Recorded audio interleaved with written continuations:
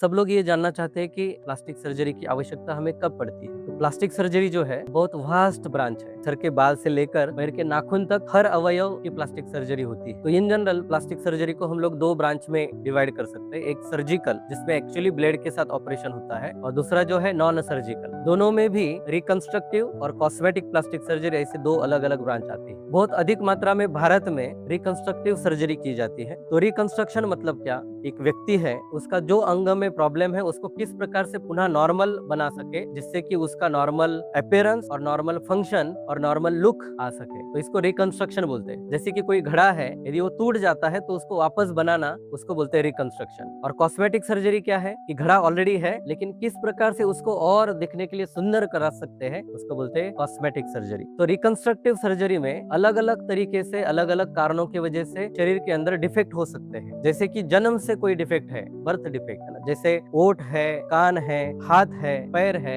इसमें जब डिफेक्ट रहता है तो उसको प्लास्टिक सर्जन पुनः नॉर्मल तरीके से उसको बना सकते हैं। उसी के साथ साथ डिफेक्ट होने के कारण है एक्सीडेंट्स, है ना। भारत में एक्सीडेंट बहुत अधिक तरीके से कॉमन है, और एक्सीडेंट होने की वजह से लोग अस्पताल तक पहुंचते हैं, और कई उनका कभी कभी हाथ पैर टूटा हुआ है, हड्डी खुली हुई है, चेहरे पे कई प्रकार के निशान हैं, चेहरे की हड्डियां टूटी है, नसें टूटी है। इन सब चीजों में प्लास्टिक सर्जन की बहुत अहम भूमिका होती है, जिससे वो उस व्यक्ति को नॉर्मल जीने के लिए बहुत प्रेरित कर सकता है। उसी के साथ साथ बर्न इंजुरीज, तो जलने के बाद जितने भी डिफेक्ट होते हैं, एक्यूट बर्न इंजुरीज, इमीडिएटली जलने के बाद उसकी जान बचाने के लिए जो भी आवश्यक है वो प्लास्टिक सर्जरी के अंदर आता है। और क्रोनिक बर्न डिफेक्ट, जलने के बाद कई महीने के बाद शरीर के हर अंग टेढ़े होने लगता है। जब घाव भरता है तो उंगलियां टेढ़ी होती है, हाथ टेढ़े होते हैं, ओठ टेढ़े होते हैं, गर्दन टेढ़ी होती है। तो इन सबको भी सीधा कर उसकी प्लास्टिक सर्जरी करना बहुत आवश्यक होता है। तो ये भी प्लास्टिक सर्जरी के अंदर आता है। और चौथा और important, cancer surgery. Cancer surgery में भारत में सबसे इम्पोर्टेंट कैंसर है मुंह के कैंसर और स्तन का कैंसर। तो इसमें ये जो पूर्ण अवयव है उसको निकाला जाता है। तो फिर इसमें प्लास्टिक सर्जन अलग अलग जगहों पे से, जैसे छाती से,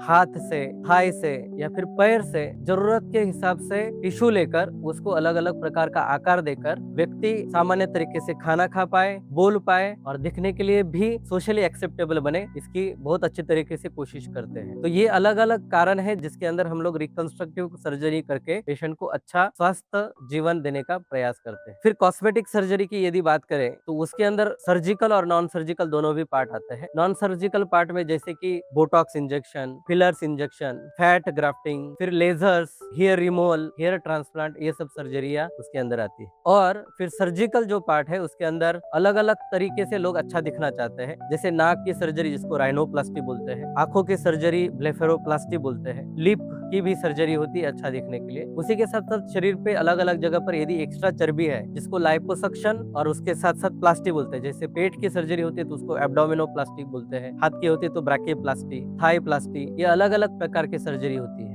जैसी जैसी उम्र बढ़ती है और शरीर के अलग अलग जगह की चर्बी गायब होकर लोगों की त्वचा जो है लटकने लगती है, बुढ़ापे के साइन दिखते हैं, उस उम्र में भी लोग सर्जरी करना चाहते हैं जवान दिखने के लिए। तो वो भी अलग अलग प्रकार की फेस लिफ्ट, नेक लिफ्ट, ये सब सर्जरियां प्लास्टिक सर्जरी के अंदर होती है, जिससे व्यक्ति अच्छा दिखता है।